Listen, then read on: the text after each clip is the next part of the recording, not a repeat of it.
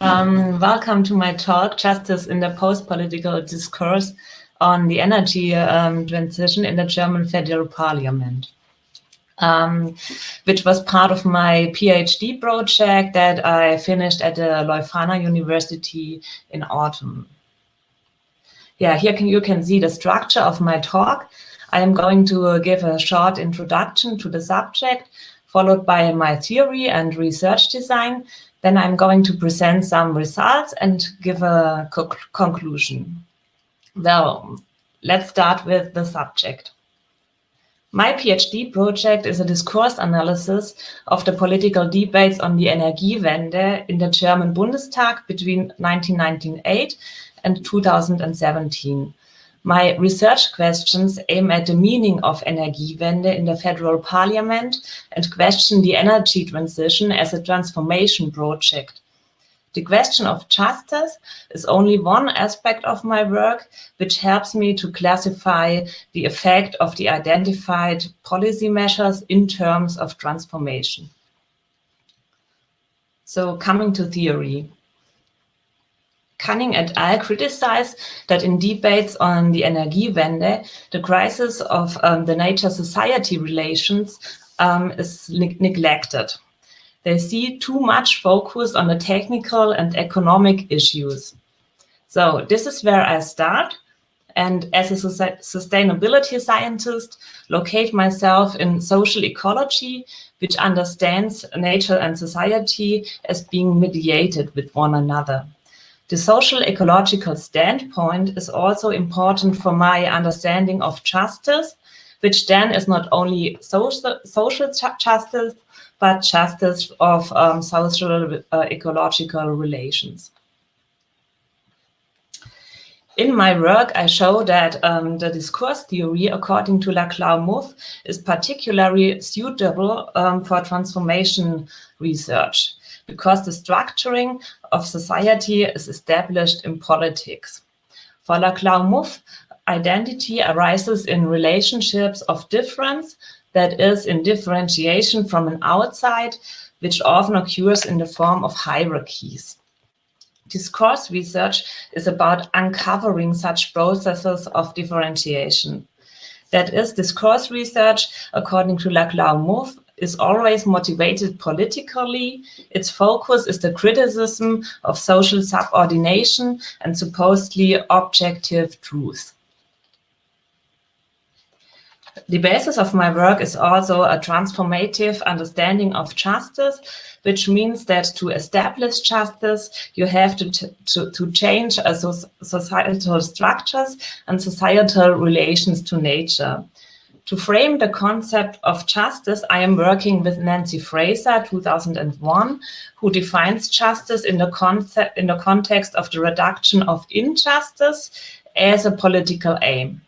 She differs two different types of injustice, which is socio-economic injustice, which is rooted in the political economic structure of society, and cultural symbolic injustice, which is rooted in social patterns of recognition, interpretation, and communication.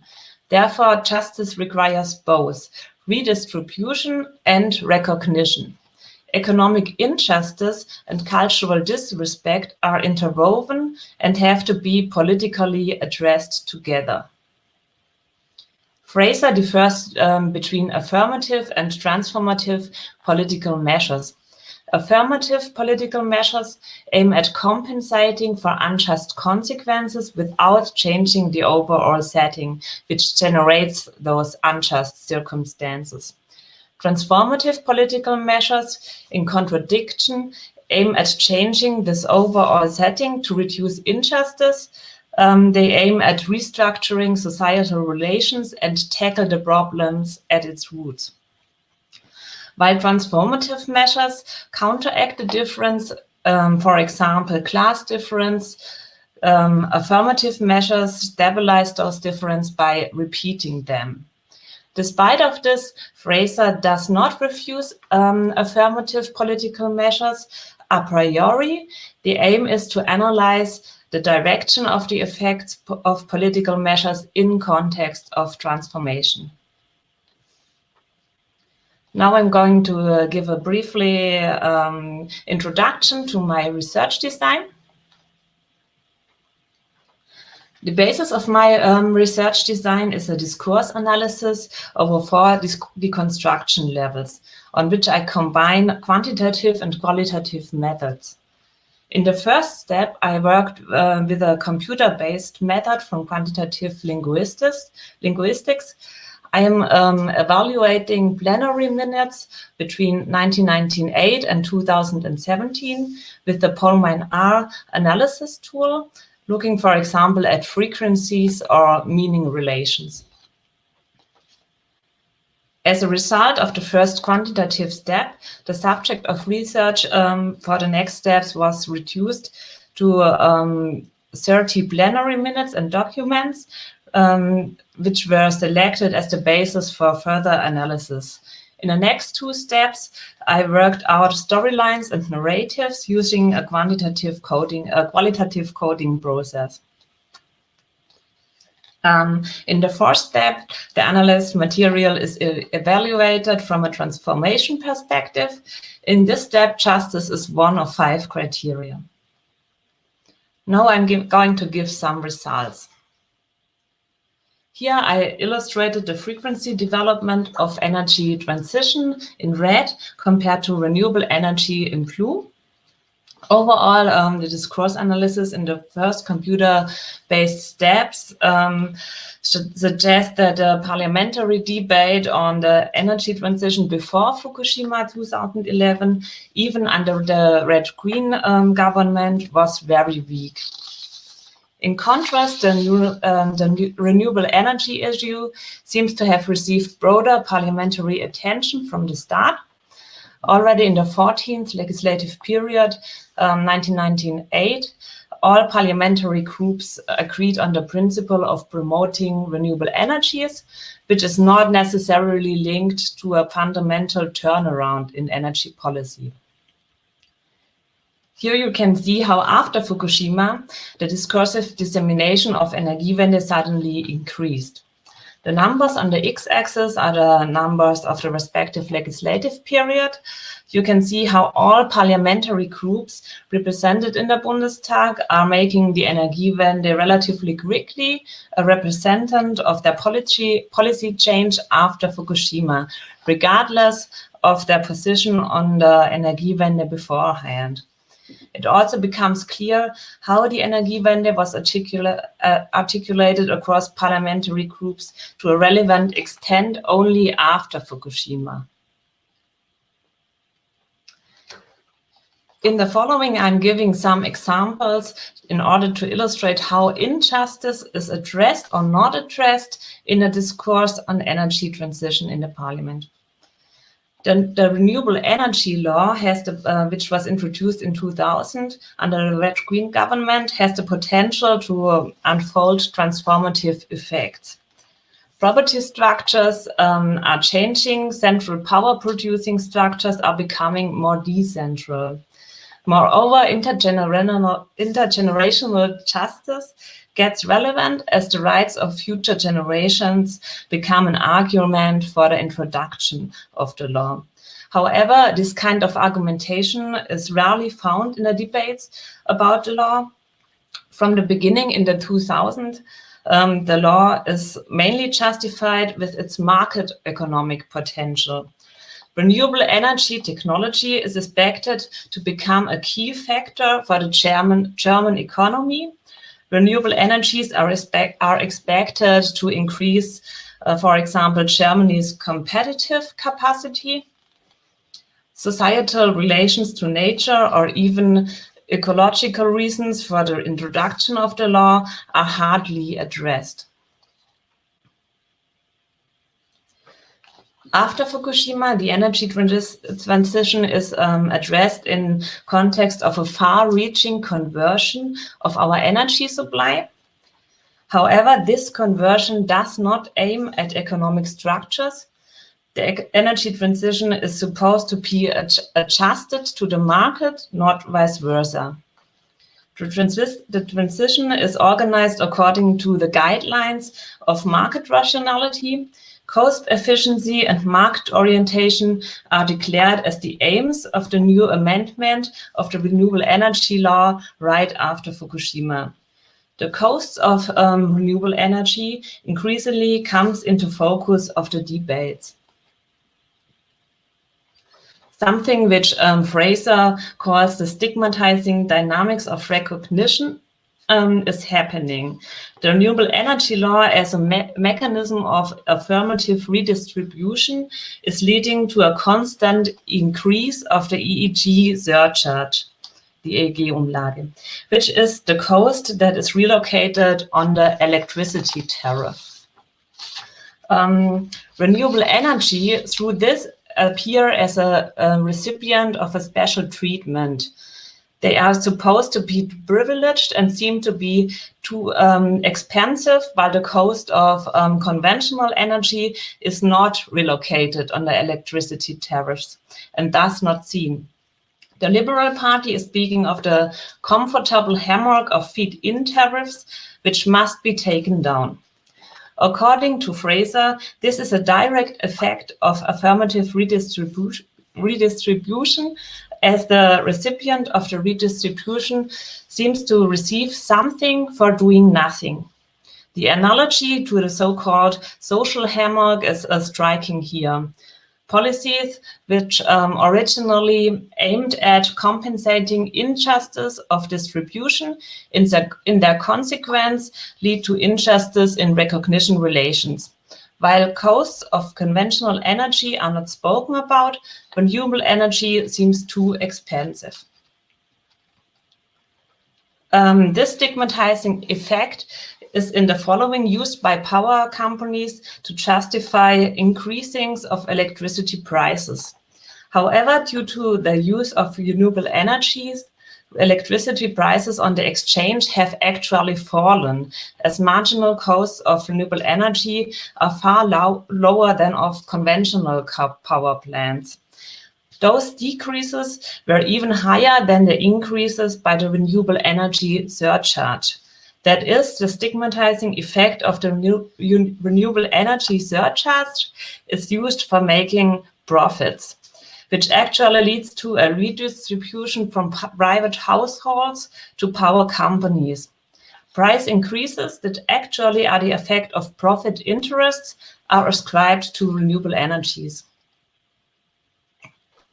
This dynamic sets the precondition to delegitimize the mechanisms of the renewable energy law as a whole, which can be seen in the following amendments in which the renewable energy law is more and more adapted to market rationality. Costs of renewable energy are more and more seen as a burden, which might lead to a deindustrialization in the worst case. The amendments of 2012, 2014, and 2017 make the participation of small actors in power production more difficult and strengthen the power of large companies. The affirmative framing of Energiewende within the market economy after Fukushima leads to a political steering that is centered on technical and economic management, as well as the administration of the energy transition. On the one hand, former opponents adopted ecological articulation patterns around Energiewende, and on the other hand, the constitution of the energy transition in the field of the market economy is hardly challenged by the opposition in the parliament. Because of this absence of fundamental dissent on energy transition, I am talking of a post-political energy transition that is part of a technocratic management-oriented eco-consensus established with Fukushima. Now to the conclusion. Before Fukushima, Energiewende is rarely articulated in the Bundestag, even under the red-green government, and cannot be classified as a transformation project of federal political legislation. The renewable energy law is constructed as a measure of affirmative justice. This stigmatizing effect associated with affirmative affirmative measures leads to a delegitimization of the mechanisms of the renewable energy law, which is a precondition of a stronger market orientation after Fukushima. Political measures in context with Energiewende do not aim at the causes of the social ecological crisis, for example, in capitalist modes of production. The structures of societal relations to nature, which are shaped by dominations, are not a topic in the parliament. The term Energiewende suggests a solution to social ecological problems, which are, however, de facto not subject of the Bundestag debates. They are permanently marginalized by the focus on the market economy. So here are my references. At the end, I would like to give a hint on my study, which is going to be published by transcript in March this year. And thank you for your attention.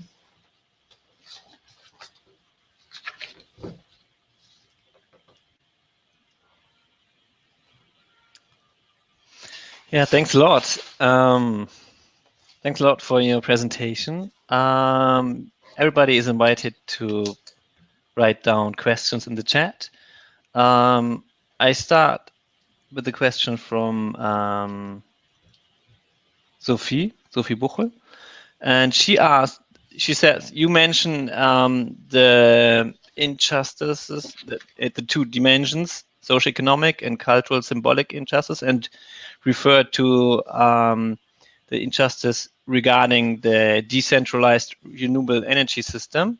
And she asks, does these injustices relate to the existing social injustice in society? And how does your work, for example, relate to debates on energy poverty? And how do you relate your work to existing social injustice and marginalized groups in society? Okay. Maybe you can address this question. Yeah, thank you. Yeah, of course, these are related to existing societal injustices, as one of the two is distribution injustice, which is clearly related to economic injustice. And the other one is injustice in recognition, which has to do with, for example, cultural stereotypes, which is the marginalization of certain social groups, for example, because of race, gender, or other categories. Fraser works out how those two injustices are interwoven. She uses this analytical framework to address them separately, but in fact, it is always shown how they are interwoven. So yes, of course, there is a relation to energy poverty, because I think the relation is clear, because for Germany, for example, because people who, for example, have a lower income, they don't have access to the installation of PV power plants, for example, but also they are affected more by electricity, how do you call it in English? If they take off the electricity because you don't pay the rent, for example, and you can also show it, for example, in modernization laws for buildings, where the people who rent, for example, who rent flats, they have to pay for the modernization, and the profit is going to to those who rent it out. So yeah, there are a lot of mechanisms in energy policy where you can show this. So the renewable energy law is only one example. You can show these mechanisms in nearly all political measures in the Energiewende. I've got one more question. I would like to ask you if you could relate your results to 2 dimensions of our session, which is the dimension of conflict and the dimension of future or energy futures. Maybe you could talk a bit more explicitly about these topics. Okay. Yeah.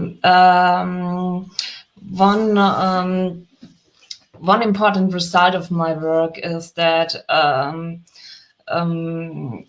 we have a problem with conflict in our modern democracy, because conflict to some degree has been abolished in the parliaments, because there's something like consensus on the market economic structure of policies, so that policies are arranged around market economic organization, and there is no alternative to this organization. And you can see in the debates how alternatives are pushed out of the political, for example, by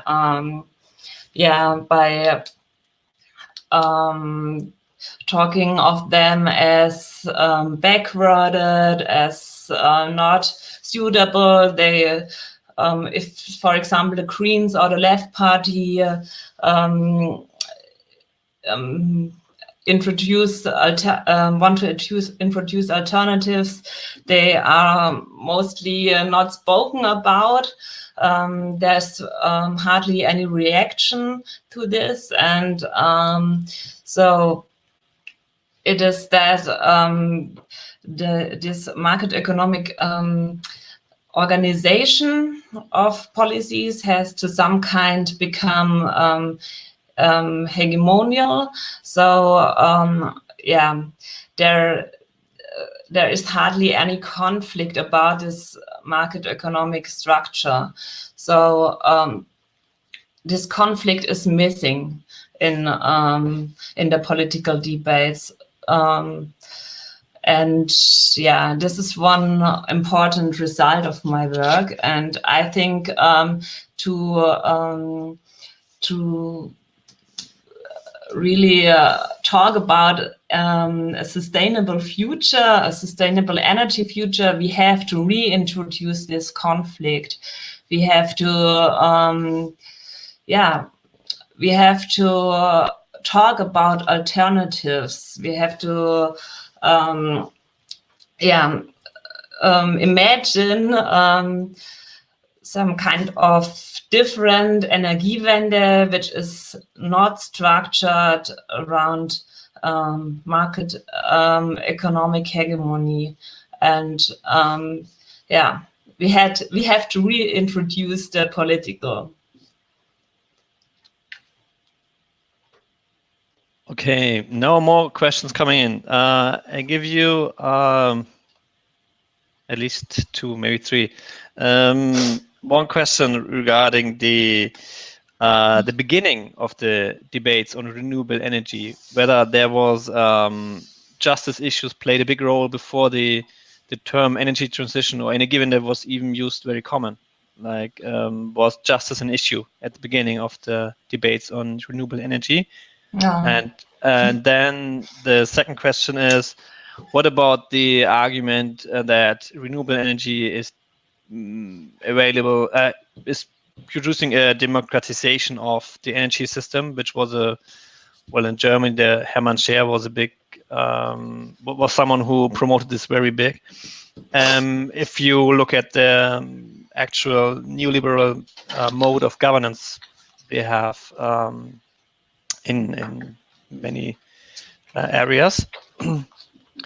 And the third question regards the issue of, or the thesis of post-political situation. What is the influence of right-wing groups? Do they challenge the Energiewende in using social or maybe even justice arguments? Yeah. Yeah, the question of justice at the beginning of the debates is very interesting, because I would also have expected that under the red-green government, Energiewende would have been more spoken about, or would have been spoken about in an ecological or social ecological way. But I myself was really surprised that Energiewende was hardly a topic during the red-green government, and yeah, and if it was a topic, it was really mainly discussed in market economic ways. The introduction of the renewable energy law was justified for mainly market economic reasons. Also, this law really has the potential to restructure power economy, electricity economy, but those arguments were not used.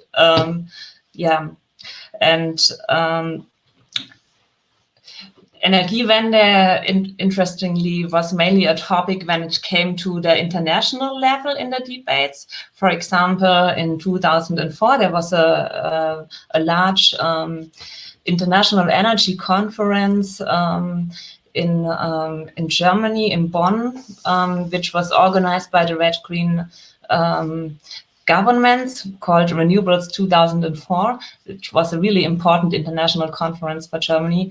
And in this context, then they suddenly spoke about Energiewende in the parliament, but then they spoke about, oh, look at Germany, we are the we are the best ones in Energiewende, and we are so that other countries can look at Germany and copy the German Energiewende.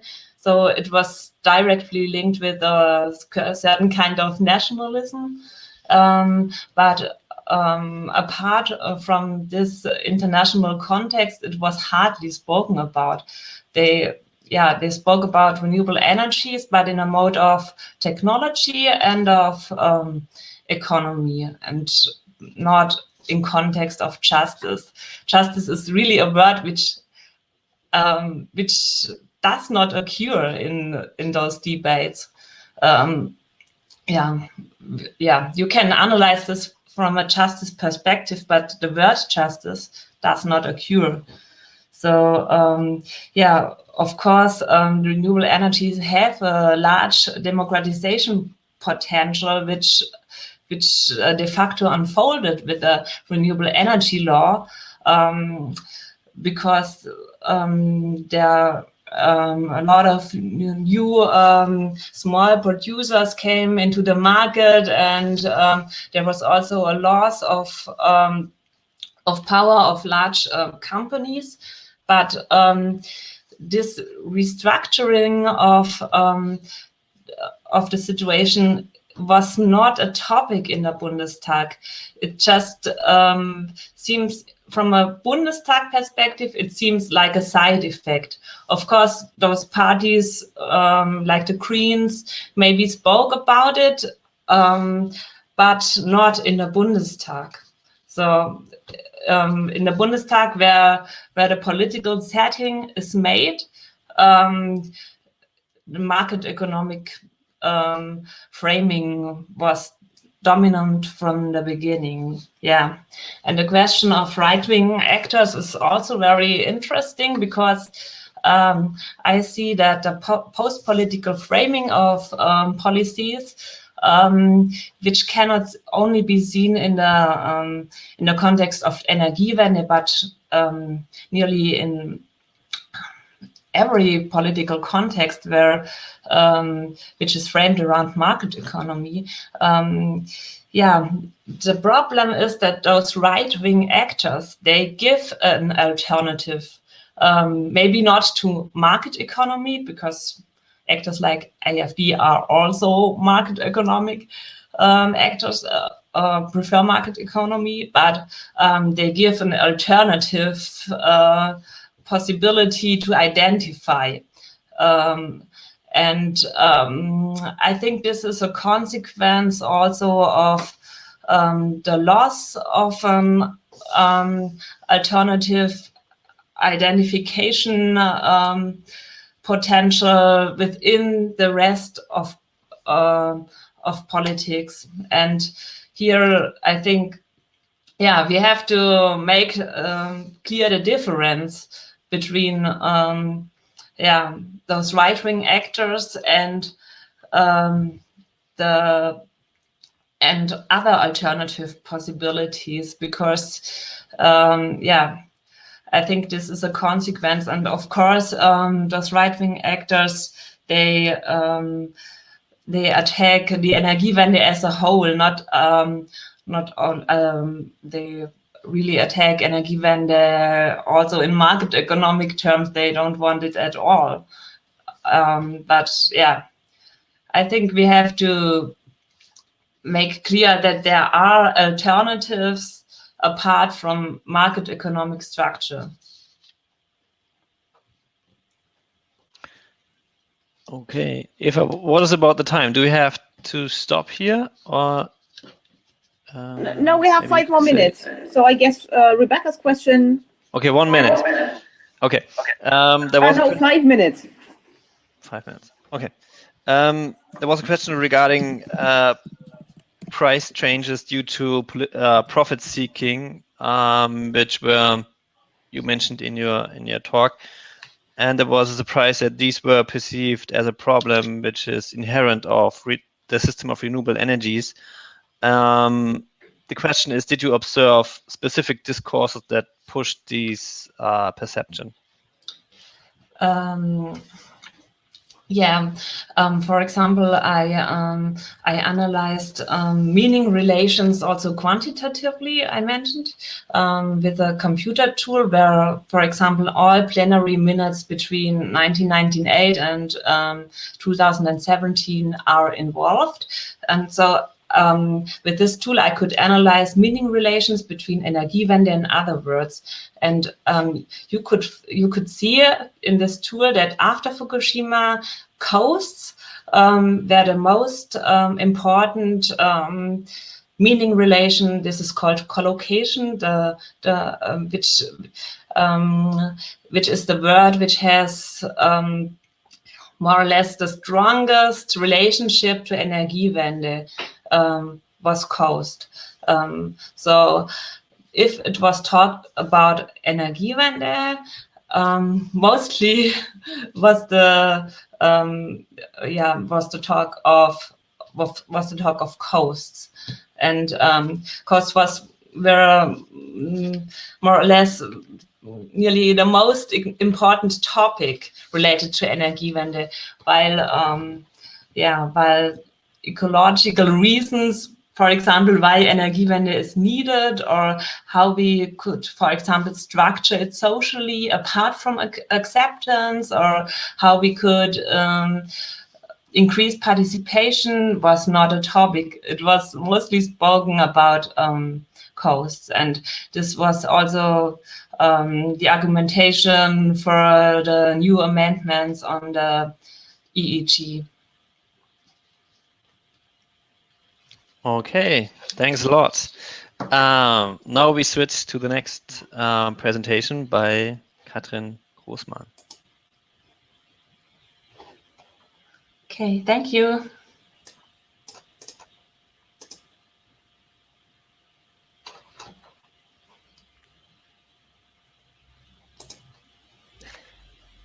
I guess we need to stop. Andrea, you have to stop your presentation. Yeah, okay. I just look back. Okay. Yeah. Great. Okay. And now Katrin can start hers. All right.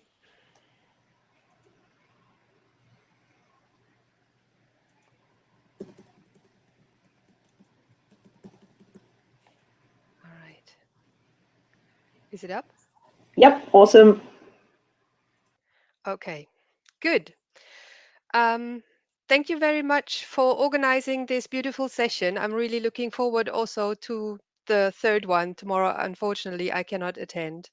But I think that it's good that issues of justice and social impacts of energy transition issues come more to the attention in the last years. And I'm an urban sociologist, so my natural view is on housing markets, and residential segregation, because that's key topics of urban sociology.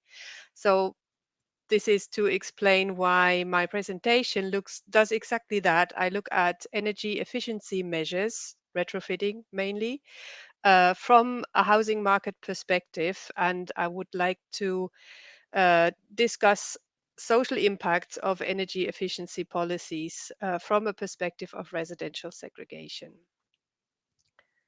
Retrofitting is a practice that fuels hope also to create justice, but in fact to create multiple benefits. It's part of it's actually at the heart of the Green Deal in Europe, which is a green growth policy that aims to bring ecological goals forward while leaving no one behind. And the renovation wave is one of the core policies in this new Green Deal, not new Green Deal, EU Green Deal. And you can see here from the um, Building Performance Institute Europe, some of the expected multiple benefits. So renovation is good for avoiding illness and death caused by cold homes. It will increase thermal comfort. It will create jobs. It will create social inclusion because it does rehabilitate poor districts. It will reduce energy costs for residents and reduce CO2 emissions. So it's a win-win solution. But if in existing housing markets, low-income households tend to cluster in the lowest quality housing, which is like the starting point of the social hopes of retrofitting. Why then would we assume that after retrofitting, low-income households would in the long run not end up in low-quality housing again? What I want to do is, in the next minutes, why does that not go click? I would like to more systematically look at this interplay of retrofitting and residential segregation. Residential segregation, for those who are not too familiar with the literature, is the uneven distribution of social groups in urban space. You can see this little map of Berlin, which displays the concentration of transfer-dependent households in Berlin. And that's the basic idea of research on residential segregation. Residential segregation is problematic for a lot of reasons. For instance, because the poor tend to cluster in substandard housing, which is the starting point of the energy poverty literature that realize that energy efficiency deficits are the core for the phenomenon that we call energy poverty. Genau. Segregation research over the past 60 years has revealed a set of drivers that lead to this unevenness of the distribution of social groups. And this is basically the mechanisms of supply for housing, of demand for housing, and the welfare state interacting with this supply-demand relation in putting forward regulations or support for households that cannot afford housing at the market. Exactly. Okay. So let's start with the supply side of housing. I've had quite an interesting read looking at energy economy papers dealing with housing, because there I understood that it is in this literature a given that energy efficiency plays out for market actors. So from an investor's perspective, this is called the price premium of energy efficiency.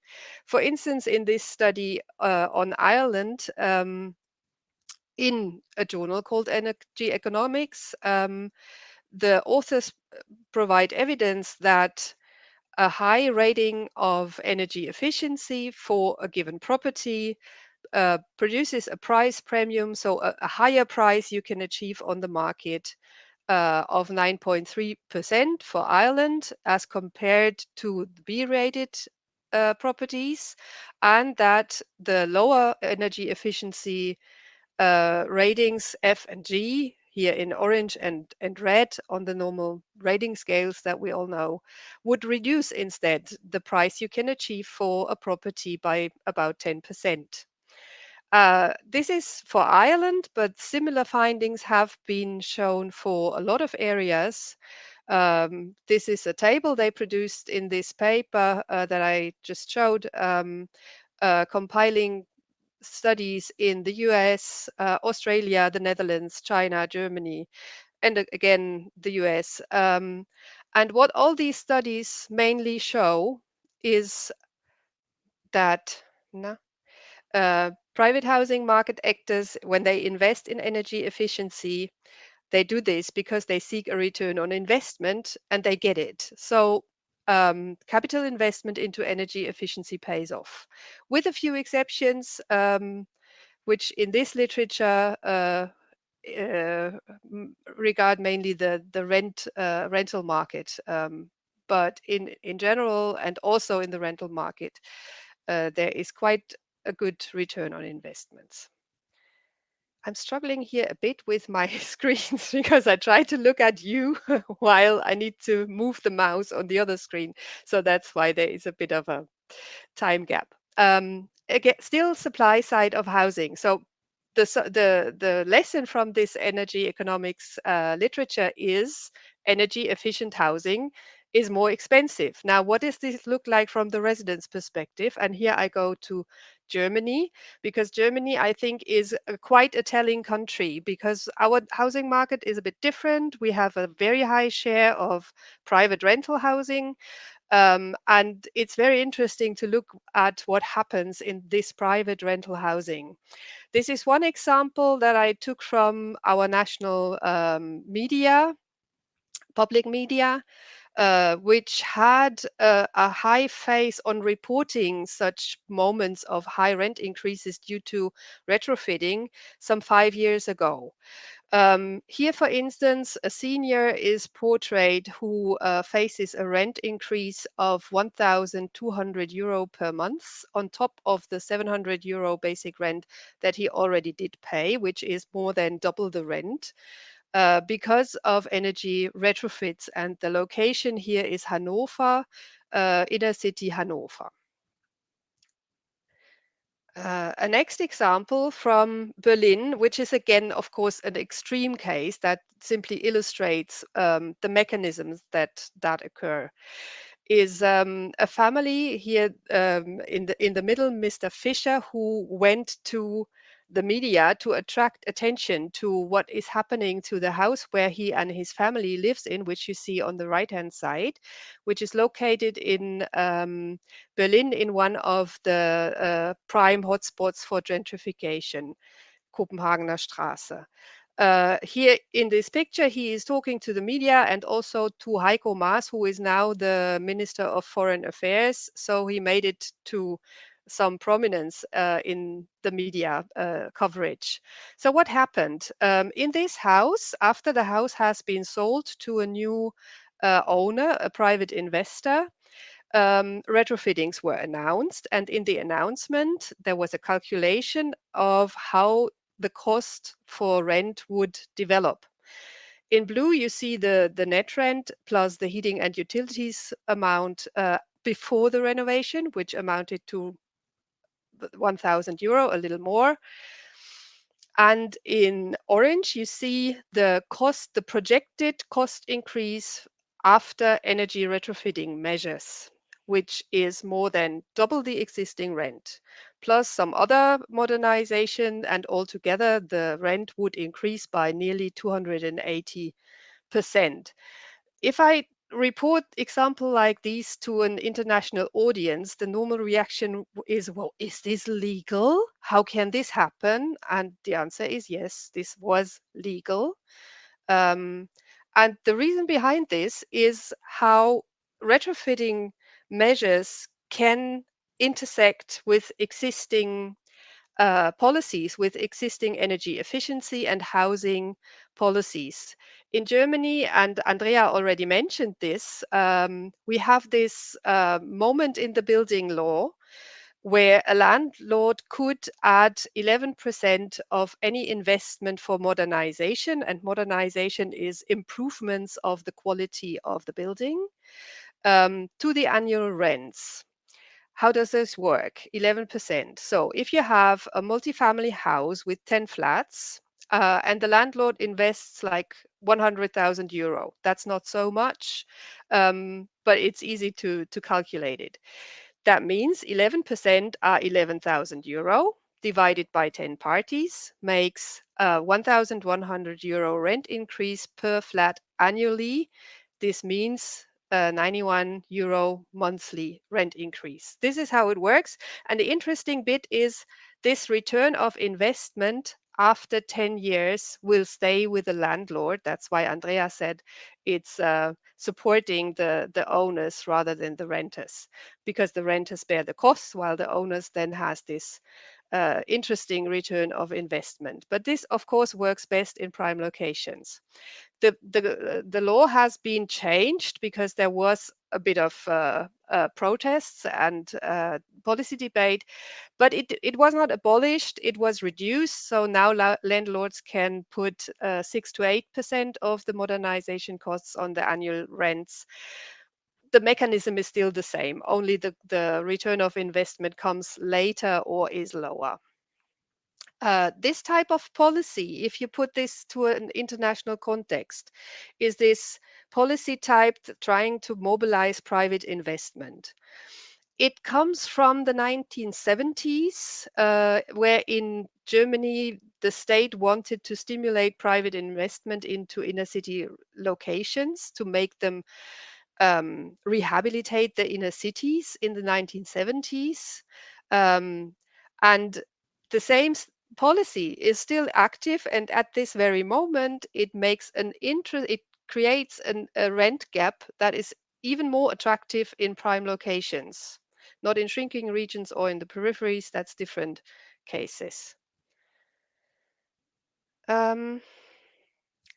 Let's go from Germany to a different contexts. Colleagues have conducted a very interesting little study in Gdansk in Poland, monitoring what happened in the neighborhood of Letnica after urban renewal programs were mobilized, and part of the neighborhood was demolished and new constructed, and parts were refurbished. And what they found is that in this location, with a different policy mode, similar effects happened. They found through expert interviews that nearly half the households were dislocated, relocated. What they did not come back after the measures took place. And they called this low carbon gentrification, mobilizing funds even from the EU. Okay, this much for supply side. Let's look at demand. This will go much faster. I will present here the moment where I started to realize that energy efficiency is a huge issue in housing preferences, and where I really didn't expect it. In this little city here, which is located somewhere south of Berlin, or better to say north of Leipzig, Delitzsch. Here we conducted a citywide survey nearly 10 years ago now, in 2012.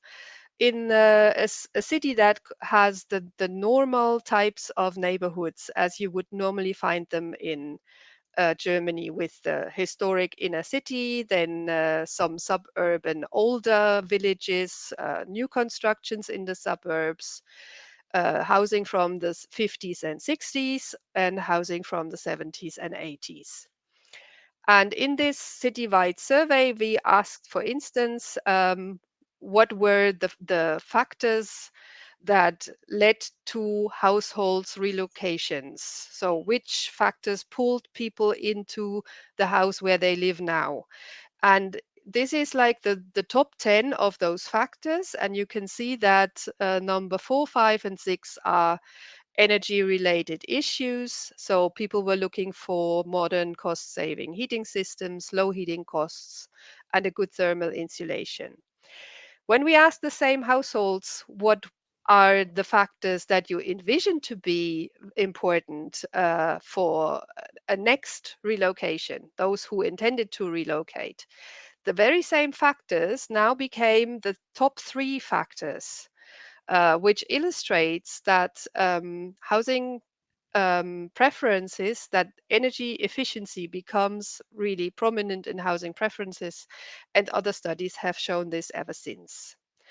So, and the interesting thing for me in this study was you have in the lighter color the households living above poverty line, and in the darker color households living below poverty line. And those preferences are stable for any social strata.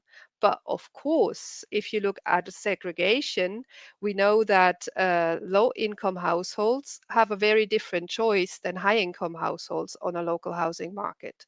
So while the lighter parts of those columns here can more freely choose where to live and probably reach their preferences and find good thermal insulation, etc., for the others, the choice is, of course, much more limited.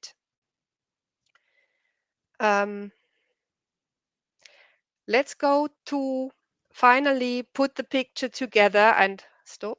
This was too fast. And look at this wonderful study, which first and only one that I know, looks at Gothenburg in Sweden and tries to model the rent increases in different neighborhoods in case of energy retrofitting of any buildings that are older than 50 years. So it's a modeling, it's not a survey, and it shows you in the grayish colors the average income in the neighborhoods. The darker, the lower the income. And it shows you in green, yellow, and red how, to what extent that the rent would increase in case of energy retrofits.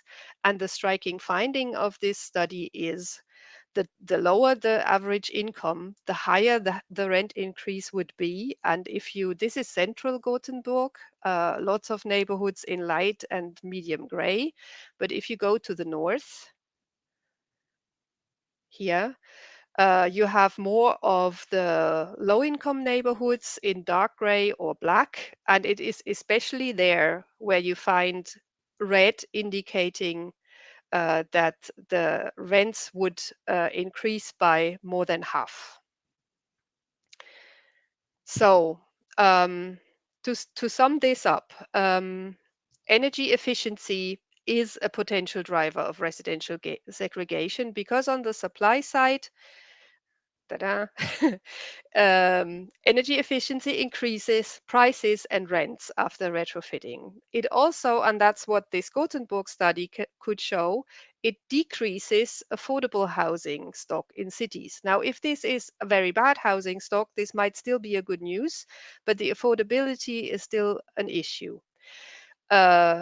For Germany, we could show speculative investment in private stock even comes with the attempts of renovation, with the attempt to drive people out of their home and bring new people in. On the demand side, energy efficiency becomes a factor in housing preferences, both as a push and a pull factor. And the restrictions in access to retrofitted high efficiency housing causes indirect displacement. So you cannot find what you want to have, thus you find something cheap and low standard. Even direct displacement, that's forced mobility through evictions, can occur. And if we look at the welfare state, we see that climate mitigation policies and housing policies can interact to the disadvantage of households. There's not this given win-win as we've seen in the EU documents. It's rather in the context, things interact, and this interaction on the market can be to the disadvantage of households. Funds for retrofitting can be used even to support gentrification, as we've seen in the Polish example. Now, you may ask, aren't there so many good practices in the world that manage to get around these dynamics?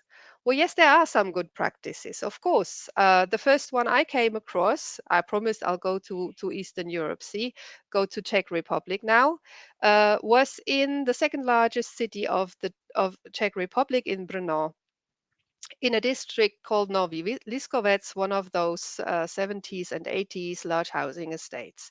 Here, the district mayor, who belongs to the Green Party, turned this estate into a low energy neighborhood, and she used EU Urb Act funding to do this.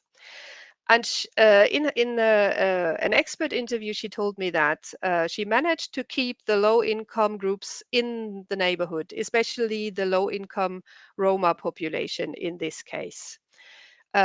But this was only possible because she had these funds, and she could support this, the rents and the finance the stuff with external funding. So it's the agency of this mayor plus the public funds that made this possible. And this is the same pattern you find in all those good practices examples. If you go to the city where I come from, Leipzig, there have been model projects for energy efficiency measures. And this one here, in an interview with an inhabitant, the sum is it's 10 euro more than now, and that is not a problem. And this again was possible because this housing company, which is the public city-led housing company, not a private one, had the agency to do this and to take care of their tenants. Plus, they had extra public funds available to make this possible. So, conclusions. Energy interventions are a potential driver for residential mobility. The good practices require the social agency of the owners or the companies and stakeholders, and they require public funds. But even then, we do not know about the long-term effects because segregation is a game that takes time, and we do not know to what extent the rehabilitated housing stock in the long run does lead also to indirect displacement effects. Technological solutions, they affect buildings, but housing markets moderate who can profit from that better technology. And to my perception, most of the research and most of the projects look at only buildings and look at, can we increase the state of the building, and does that immediately reach the energy bills of residents? And it may do so in the first 2-3 years, but we do not know what happens in the long run. So the role of urban space and segregation dynamics needs far more attention to avoid that energy efficiency becomes just a new frontier of gentrification and segregation, and only then can a renovation wave be just and inclusive. Okay, this was that. And now I steal a minute for a little announcement. In 2 weeks' time, 3 weeks from now, together with colleagues from the European Cost Action on Energy Poverty in Europe, we organize a little event that takes part during 1 week in afternoons only. And there we would like to discuss this interesting question: would actually a right to energy end energy poverty, and I organized day 1, which addresses the question, what is energy and why is it important? And I would love to find some of the audience also joining us for this event. Thank you.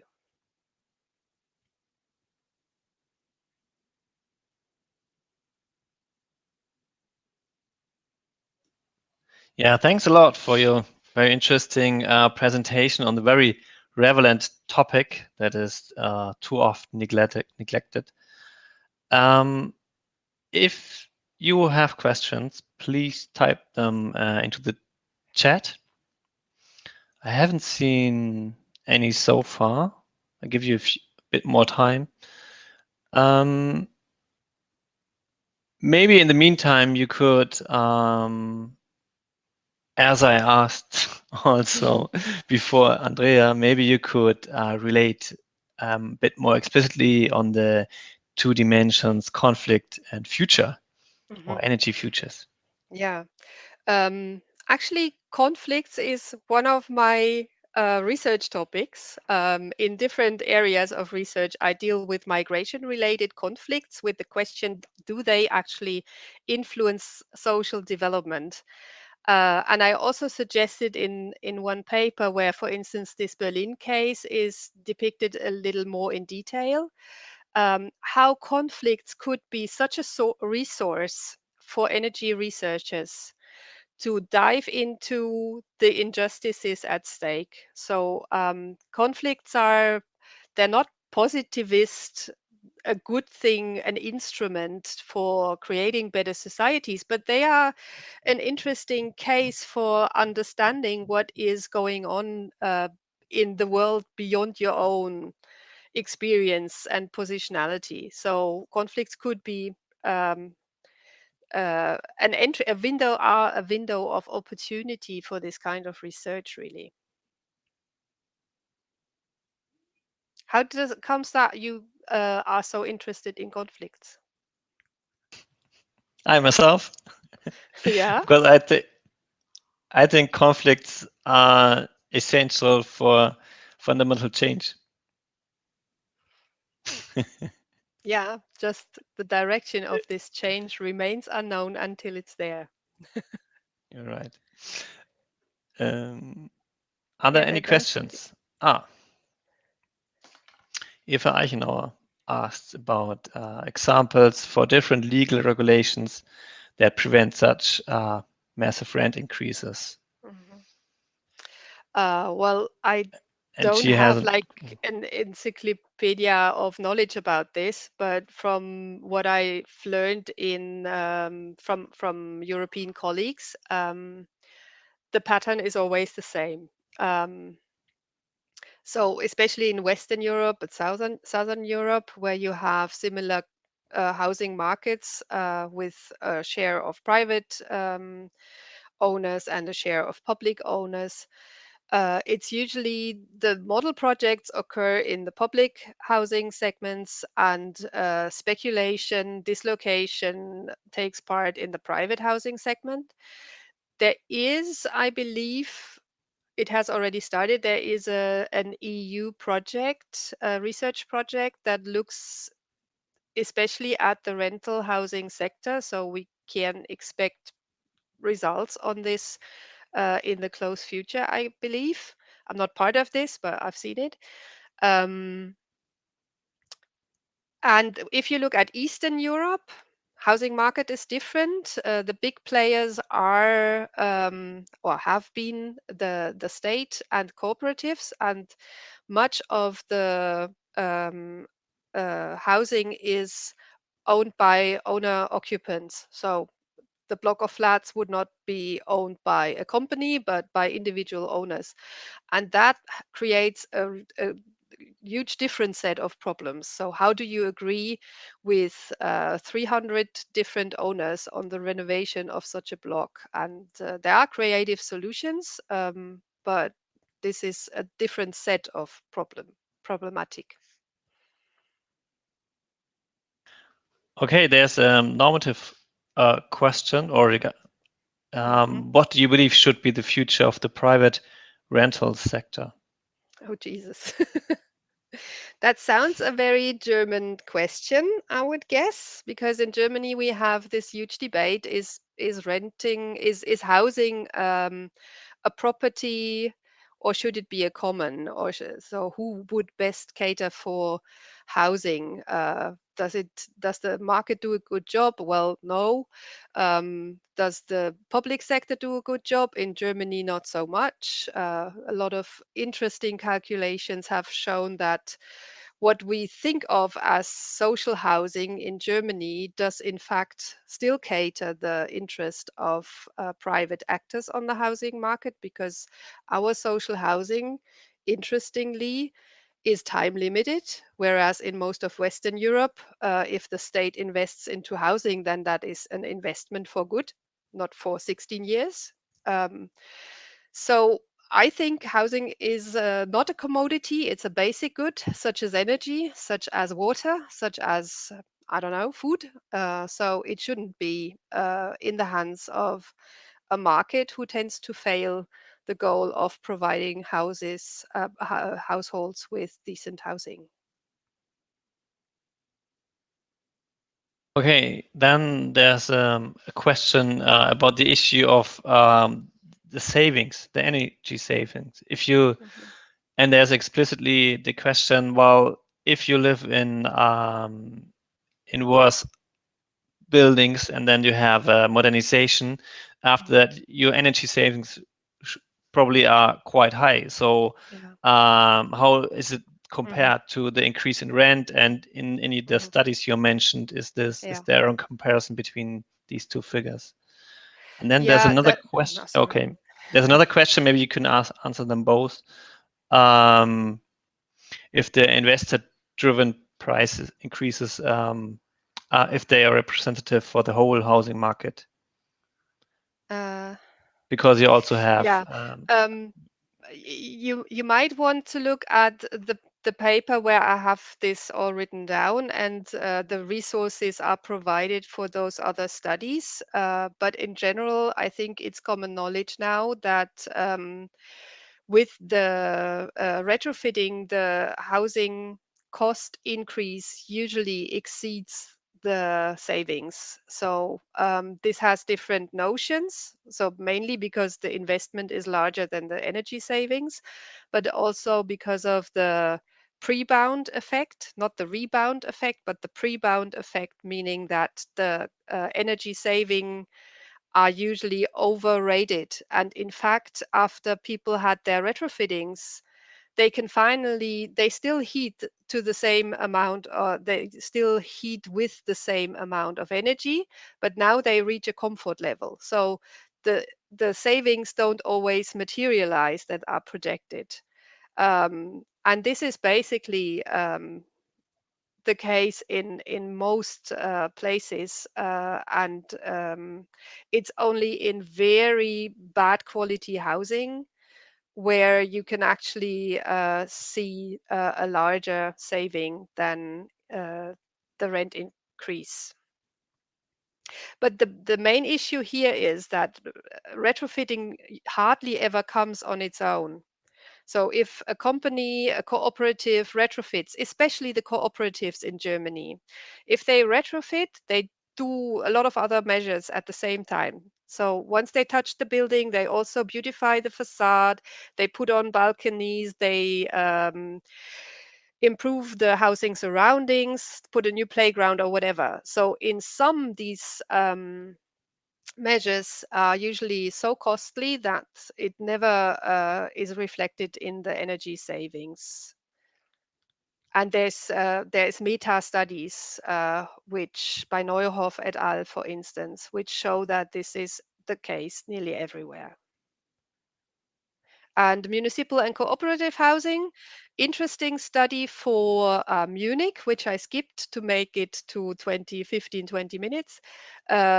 Study for Munich by Anna Wolf and colleagues, who showed that in a cooperative, which tried to really be very, very careful, had a participation process involving the residents, trying to make sure they don't do more than the residents want. But even then, a part of the population could not meet so for especially the part of the residents with the lowest incomes, the costs afterwards were higher than before. If you put rent and energy costs together, then they had a net increase in costs, especially those with the lowest budget. Genau. So it seems very hard. Okay, thanks a lot, Katrin, for answering all our questions. And now we have our last presentation by Konrad Gürtler and Jeremias Herbeck. Katrin, you have, yeah, thanks.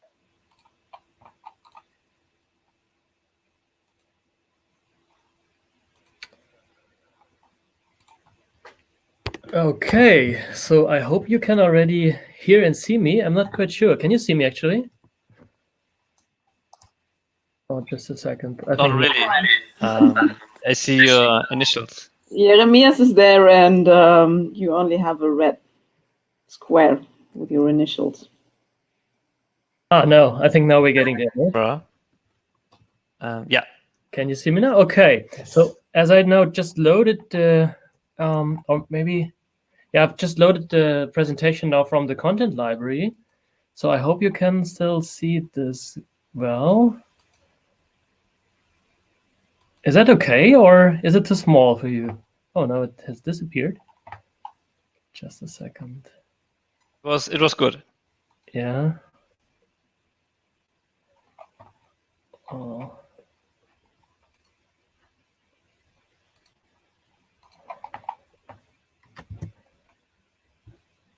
Can you see my screen now? Now we see the presentation mode. Yeah. Okay. Okay. Even better. I think that's better. Okay. So then I'll start this last presentation of the session, and I'd like to welcome you to our presentation. My name is Konrad Gürtler, and together with my colleague Jeremias, I want to present a piece of research. Well, basically, I will present it now, and then Jeremias will join us in the discussion later on. And the topic that I would like to introduce you is basically focused on justice claims in the energy transition. And I'm particularly looking at the communicative processes of navigating diverse justice demands in the energy transition. And we try to capture this navigation process or this communicative process by the concept of moral rifts that I would like to introduce to you. And this is going to be the topic of the next 15 minutes or so. So what I would like to do is to introduce you a little bit to our research approach, and then have a very brief overview over some theoretical thoughts on notions of justice. And then the centerpiece of this presentation is going to be to look at these communicative processes and the moral rifts that we identified in our case study region. And last but not least, I will zoom out a little bit to ask the question, what is this actually a case of? What are we talking about here precisely? And that's going to be the outline.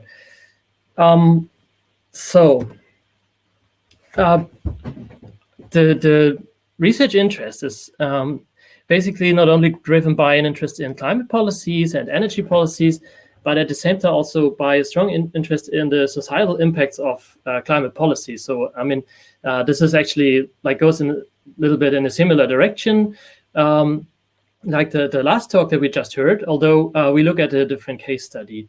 And what I noticed is that expectations towards transitions and notions of how a transition should go about are frequently expressed as justice claims.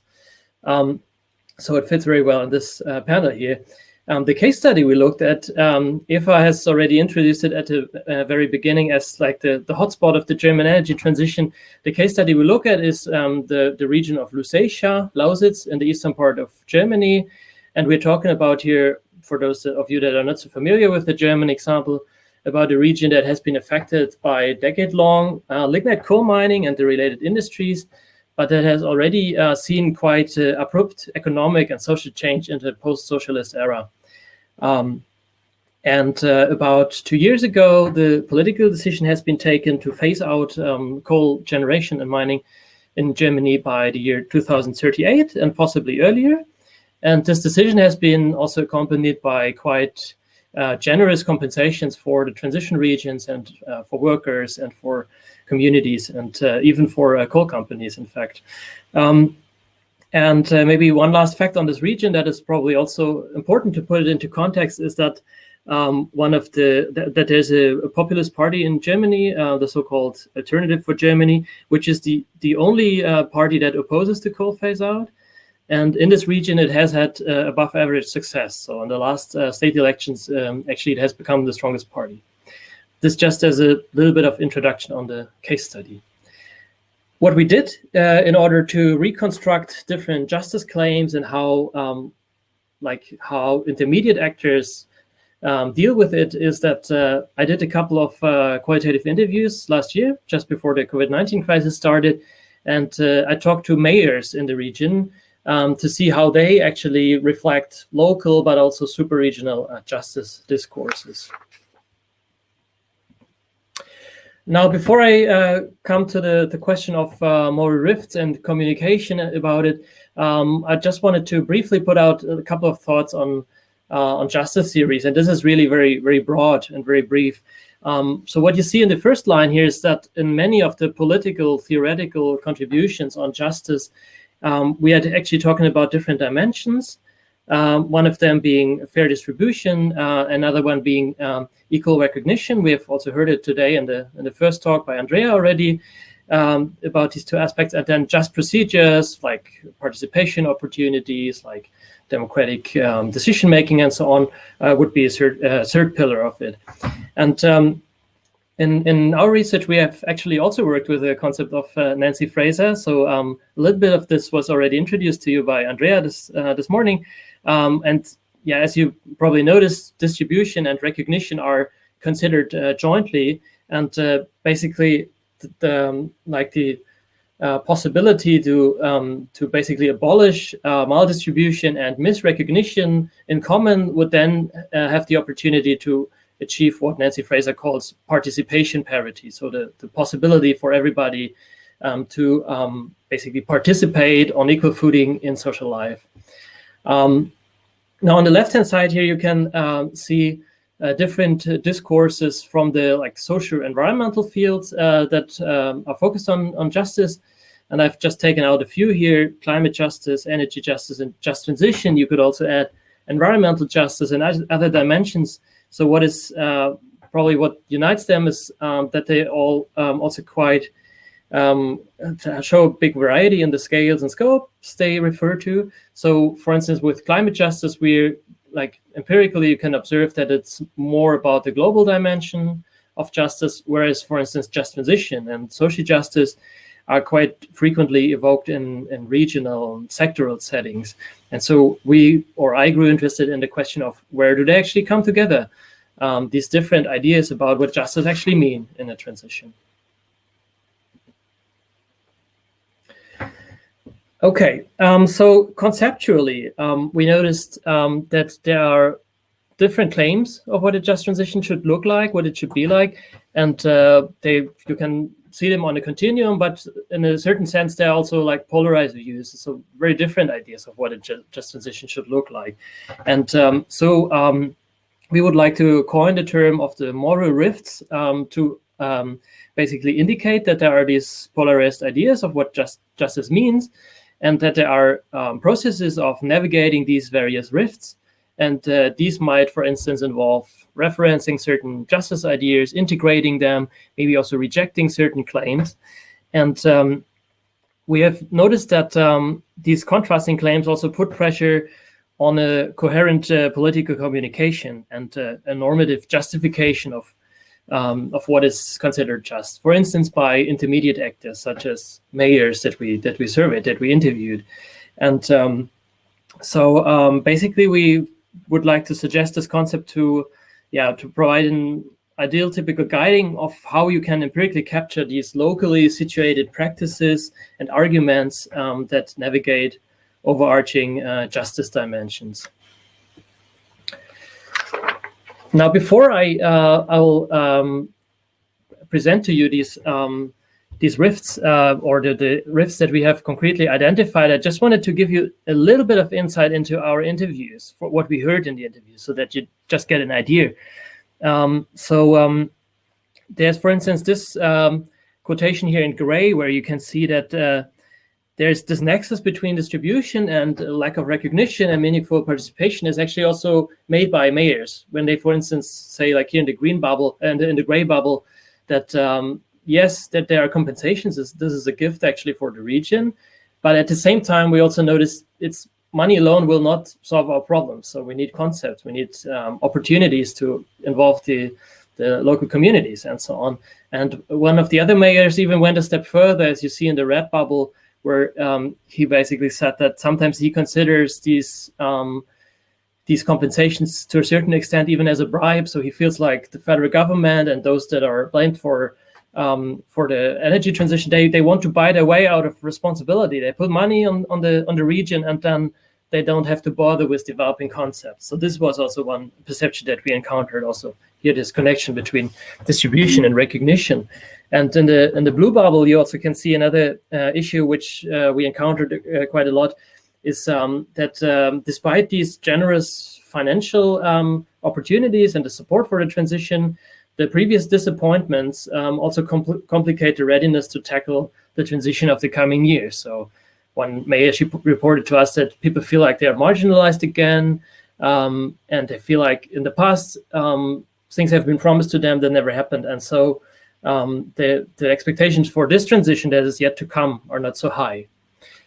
So with these kind of interview outtakes and a bit of empirical material, we basically tried to reconstruct a number of moral rifts, and these will be here now on the next slide.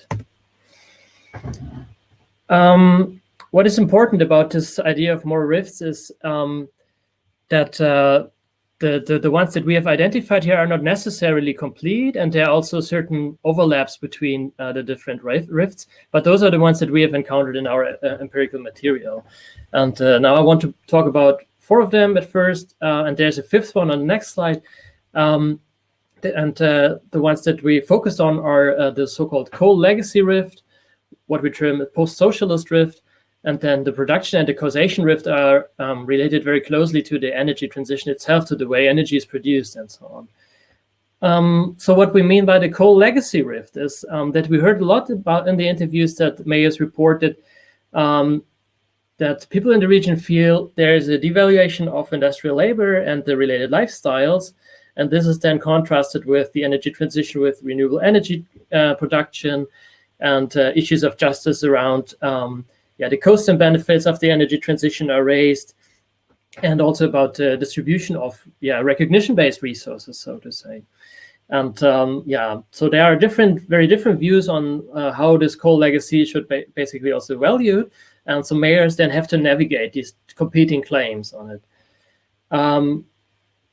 The post-socialist rift rather talks about involves the negative experiences of the past that also actually have involved certain experiences of misrecognition.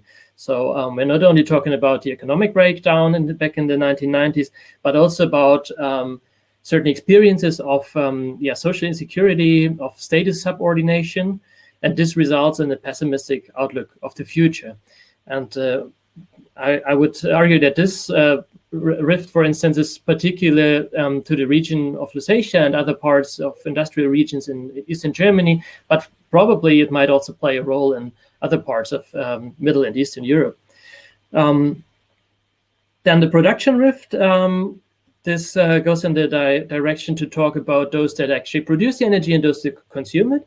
And many interviewees also talked about this divide between, for instance, urban energy consumers that are perceived as being spatially, socially, and even morally separated from those that are producing energy from coal in these rural regions. So there was a certain rural-urban dimension that played into it here.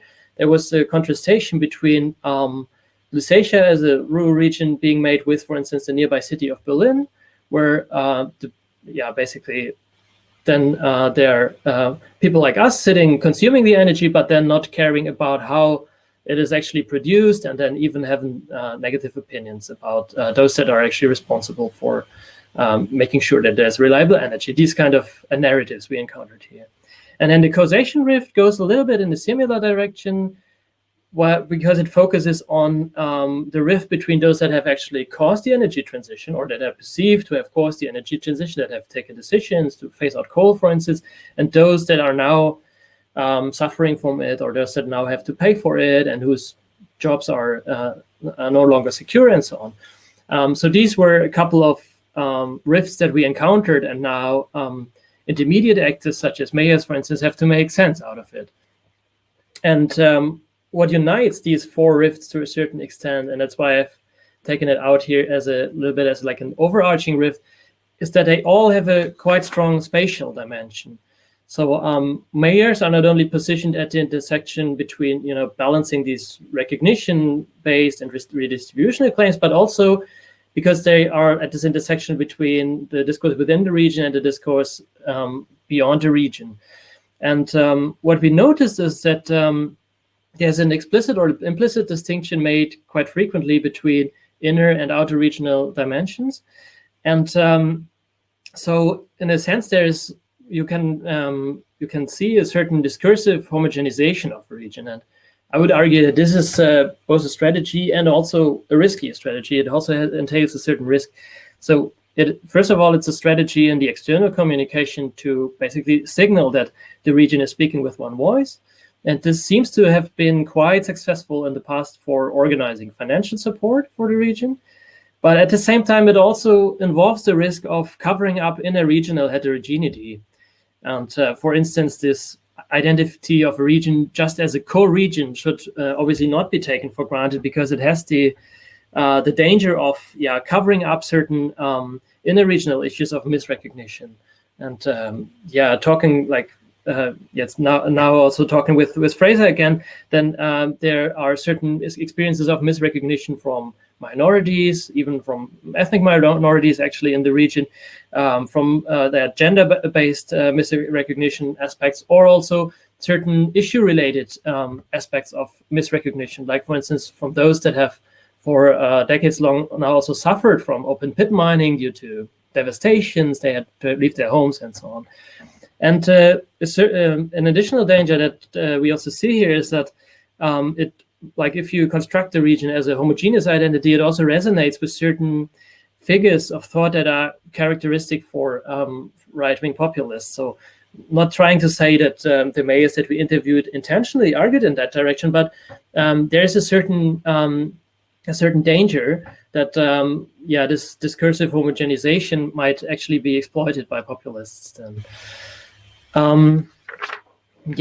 So this were a couple of thoughts that I wanted to share with you on the moral rift. And now, before I come to an end, I would like to zoom out a little bit. And as the last part of the presentation, I would like to ask, what are we actually talking about here? How does this region maybe also stand related to other transition regions? And as I've tried to argue, there's a myriad of justice claims that are raised in these transformations, and they also refer to different scales, to different scalar dimensions. And now in this talk, I've focused quite strongly on the spatial dimension of local, national, international, and so on. But you could also say that, for instance, the temporal level of how ambitious should the transition be, or structural levels and so on, play into this scalar field, this scalar dimension of justice. And the argument here is that these differentiating justice claims basically become grounded, become localized in specific transition settings, as for instance in the coal phase-out region in Germany. And this is the moment when you then have very concrete, very specific justice claims being renegotiated, being negotiated with each other. And lastly, I would, coming from this argument, I would like to put out a couple of questions here, which I think could be guiding also for further research on the topic, and which I consider now as that they might maybe make sense to to look at these transition regions through this lens. So the first one and the overarching one would be to ask how and where these various differentiated scalar justice demands actually interact in the local transition. What are the places, what are the political spaces where they interact? And two sub-questions actually follow from that one. There are even more than that, but I have taken out these two here. One would be, what are actually the scales and levels that justice demands refer to? Maybe also, how are they constructed and imagined? And what are the implications thereof? And another question that also follows from this overarching one would be to ask more precisely, what are the institutional arenas? And within these institutional arenas, what are the interaction modes? What are the power relations and so on? How these where these local justice claims are basically debated. And I would like to come to an end now so that we have still a bit of time for discussion. I hope that these final questions and maybe also this concept of moral rifts that I introduced might maybe spark some discussion here in the round. And I would like to thank you for your attention and look forward to your questions and discussion now. Thank you.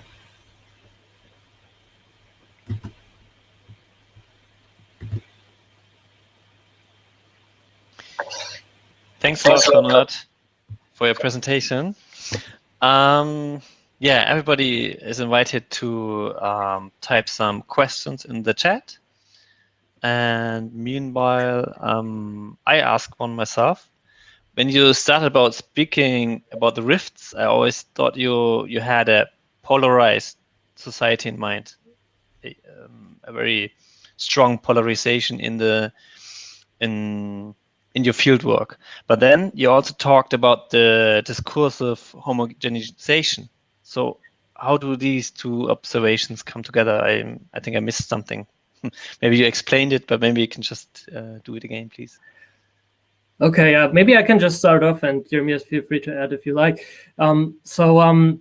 Maybe that was not entirely clear. So what I'm trying to say is that the region of Lusatia and is basically the setting where a struggle or certain renegotiations of different ideas on justice basically become grounded. But this doesn't mean that this is only within the region. So what I'm trying to say is that also from outside of the region, certain ideas on what a just transition should look like are basically then also brought to the region. And of course, within the region itself, there are different understandings of what a transition should be. Like as Benjamin Sovacool in the morning also said, you can either put climate first or you can put the people first, and you might end up maybe with different pathways.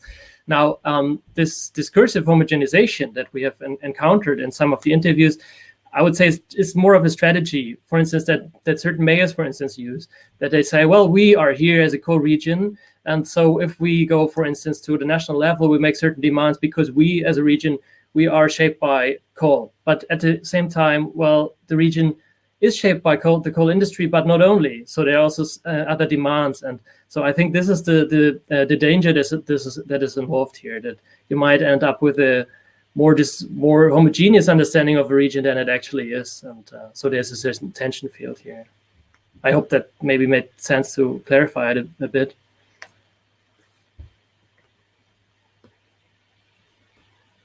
Yeah, that was perfect and brilliant presentation, if I can say that from my collegial perspective.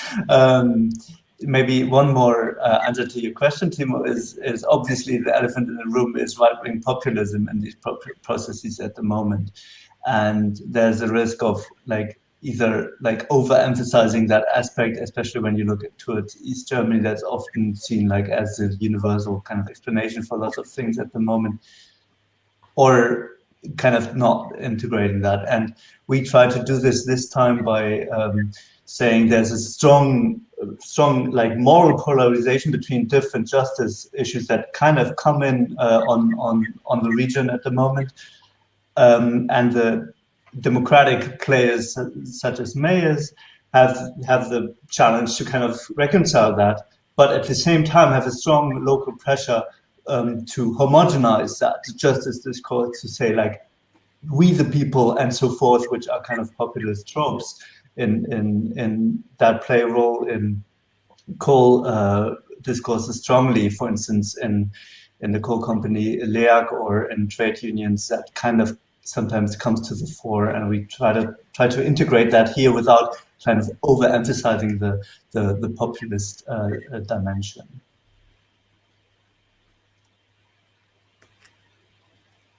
Yeah, thanks a lot. It made things clearer for myself. That was good.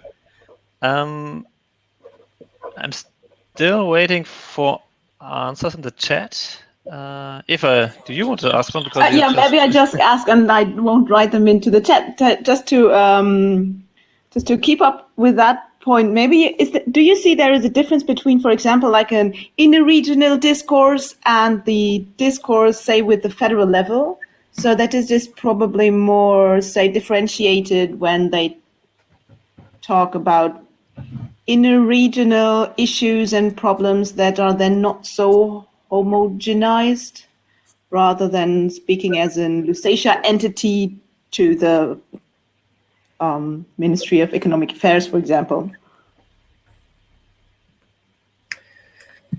Yeah, not completely sure if I got your question right, but I'll just try to answer, and you let me know if you meant something different. So I would say that, yeah, I mean, it's the arguments on like on the local level and maybe on a more national level, they are probably not so different, but they are put in a different perspective, and maybe there some arguments are stronger, for instance, on a local level. So you can also see that, like on other empirical material on surveys, for instance, that is it Konrad who's gone, or is it me who's gone? Am I gone? I can hear you perfectly. It's you. Oh. Eva. So just. But I can hear you, actually. You can what? I can hear Eva and myself. Yeah, I would say just keep on answering the question, and I write here that it's her problem. Okay, so what I was trying to say is that the priorities are a little bit different between the region and outside the region, and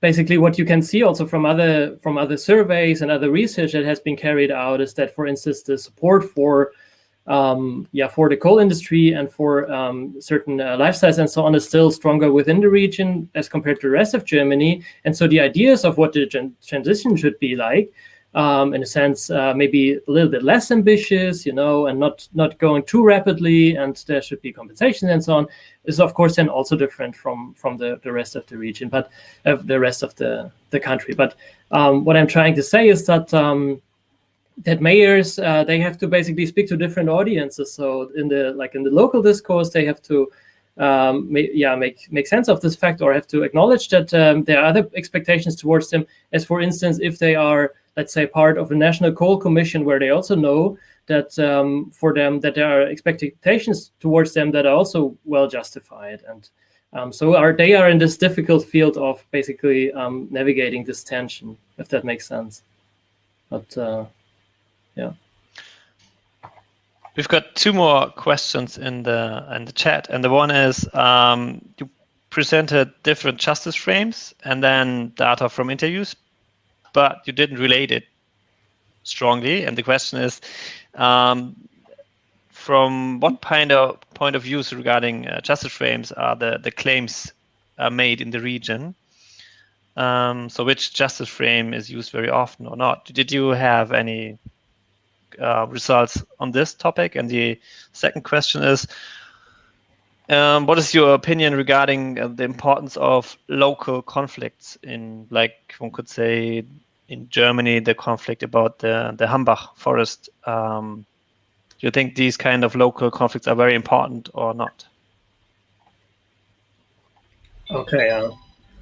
So maybe I'll try to start with the first one first. Yeah. Yes. So yeah, I mean, we basically tried to work with this very, very basic differentiation between different dimensions of justice, because what we noticed is that the discussion on the German coal phase out, from my point of view, is very often focused very strongly on the distributional aspect. So we're talking a lot about who gets what, who gets compensated, to what extent, and so on. Whereas the recognition-based dimension used to be a little bit less prominent, but at the same time, like the longer you look at this conflict, particularly in Lusatia, the better you understand that obviously money doesn't solve the problem. And so basically there seem to be some issues that are related rather to recognitional aspects and also to very specific aspects of recognition, which are maybe also a bit different from this typical, understanding of where recognition was prominently also used as a concept in research, for instance, more of the multicultural feminist kind. But now we actually look at groups that are claiming recognition for their lifestyles and so on, but more from a different perspective, where they actually want to keep the kind of privileges that they enjoyed. And so that's why we brought in this dimension of recognition. And actually then we encountered in the interview material so quite a number of issues that more argue in a recognitional direction, as for instance with regard to this post-socialist experiences and so on, and not so much subsumed under distributional aspects. And I've now not commented a lot on participation, but there are some experiences that also were evoked in the interviews, and there's probably much more to learn from that, where you also see that the entire process of the transition and how the participation opportunities for communities are maybe also not as vast, or are rather restricted so far, also seems to point to a problem of justice as well. So I hope that maybe this made sense to the question of Patrick.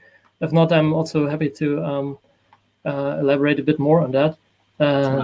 Jeremias, would you like to jump in for the second one, or? Sure. I mean, if you can go ahead, but I can jump into, because you have done that before. Carina, yes. So one, again, to take a step back, we study this region and a few other conflicts, although the Western German situation in Hambach, we haven't explicitly studied that. And especially in Lusatia, which is a vast area and actually quite heterogeneous, if you even count in Poland and the Czech part, it's even controversial to speak of one region, as we said. And so it's sometimes difficult to kind of place where the controversy actually takes place, as opposed to you have the co-commission on the national level.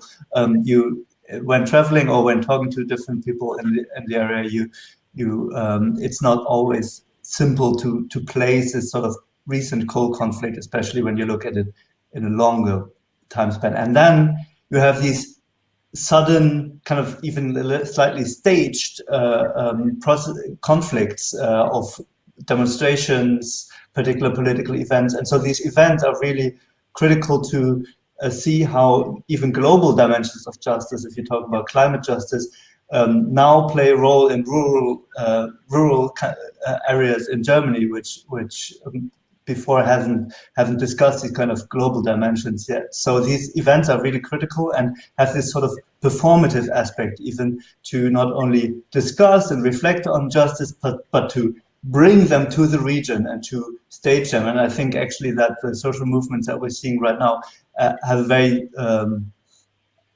explicit intention of staging and performing these justice dimensions, and that's sort of what we're trying to do in this research. Yeah, okay, thank you.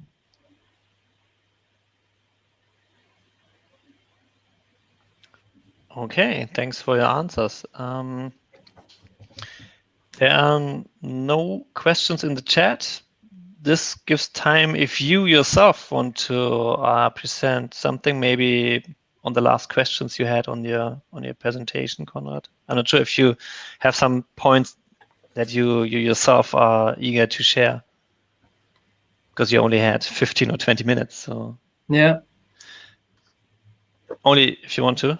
Yeah, I mean, I had a couple of conclusions, but I think part of it has also been evoked here now. So as I just said, I think it's interesting. Like if we look at this recognition-based dimension, to also reflect on what does it actually mean that there's like recognition also now demanded from what I would call a bit more of like an incumbent position. So if you like have basically the recognition claims by people that have worked in the coal industry, for instance, and that have enjoyed a certain position, then of course you also have to debate like these kind of recognition claims with relation to other recognition claims, and particularly if you also are interested in a little bit more international dimension, then this refers a little bit to the question that was also raised this morning already. There are different claims that are well justified, maybe even from different parts of the world, and now you basically have to look at the process of how they are communicating, and then that's why it's important to basically look at the scales they refer to, and then it becomes obvious that certain claims, for instance, on social justice, are usually only brought up in a very, very local setting as well. And in general, we would just wanted to put out this suggestion of how you could basically look at intermediate actors, and mayors may not be the only ones, but there might be others, and under which pressure they stand from different from different justice discourses, basically from different scale justice discourses, and maybe this method could also make sense to transfer it to other cases that other people look at here in this round. I think they would. I've got one question, which is maybe leading away from your research, but I think it's very interesting, the prominence of the conflict over coal in this region. Like there's so much talk about coal and the employees but is it was it in your research also voices that said, okay, I have enough, I don't want to talk about coal anymore, we've got only a few thousand people working in this field, so other issues are quite more relevant regarding justice. We should focus on other things, because in the media it's always the focus on the coal conflict, but if you look at some data, obviously the region is much more than coal. It used to be maybe, but it's changed a lot. And I've always wondering, are there voices from local voices claiming, okay, we are more than coal and we don't want to talk about coal the whole time? Thank you. Yeah, that's a very interesting question, actually, and we talked about this also a lot in our project. In general, in our research, and there's a research team of 8 people altogether, we encountered that quite a lot, actually, and maybe it's also was a little bit our perspective that we also looked at the places where people are actually talking about other things than coal, and one of our colleagues has just compiled an entire book about that.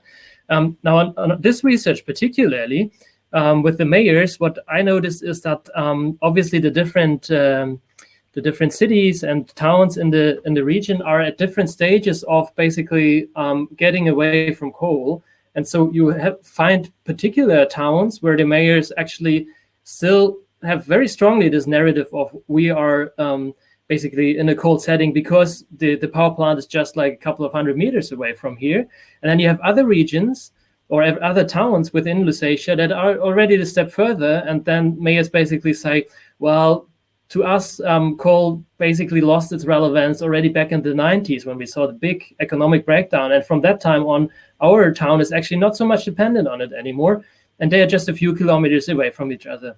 And so what happens then is also that there is a certain discussion on who should actually be part of this coal region, who's most suffering from it, then who should also get the compensations. And this is again an issue of scales, basically. So there's a discussion even within this this network that we looked at, the municipal network called the Lausitzrunde, where they say, like, we are the ones that are actually most affected by the coal phase out, but then there are other parts that are also considered to be part of the region of Lusatia that are not so much dependent on coal anymore. And so you find very interesting effects of also deliberately framing the problem in a certain geographic and overall scale, so to say. Maybe one remark about that in terms of transformation policy. I mean, you could look at the whole coal commission process and all these other processes that have been going on at the moment policy-wise as reiterating this old narrative of you're a coal region and we compensate you for saying goodbye to coal, while from the within region perspective, this is a decades-long history and many people have given up on that. And then even from a strategic point of view, sometimes are forced to get back into the coal narrative a little bit and to say, you know, we want to benefit from these coal transition funds and so forth. And so you could even see there's some sort of conservative reaffirmation of this history, which for many people is in the past rather than in the present. Yeah, that's very interesting. Thanks a lot. Eva, do you want to join us for the last? Is your internet working again? Sure, what happens when when I turn on my video? Okay. Nothing. Okay. Yeah, thanks a lot. That was really interesting, especially the last point, which is also something like kind of a misrecognition of what's actually going on in the region from a federal perspective. Yeah, but I would say if there are no further questions from the audience, we made it through the 2 hours. Maybe the other speakers want to join us again with video so that we can all wave goodbye and. We see each other tomorrow at the same time. It's the second part of our session. And okay. So, and you will be kicked out to the lobby at the end, and then you can make kind of private rooms, or you can talk to people, you see their names, and you can click on them, and then you can have like a small discussion afterwards, and you can say, okay, I've got one more question regarding this presentation. You can do this now from the lobby afterwards. And we see each other tomorrow at the same time. Okay, thanks a lot for the first day, and see you tomorrow. Bye. See you. I try to get my camera working by tomorrow. Thank you also for sharing. Yeah, thanks a lot.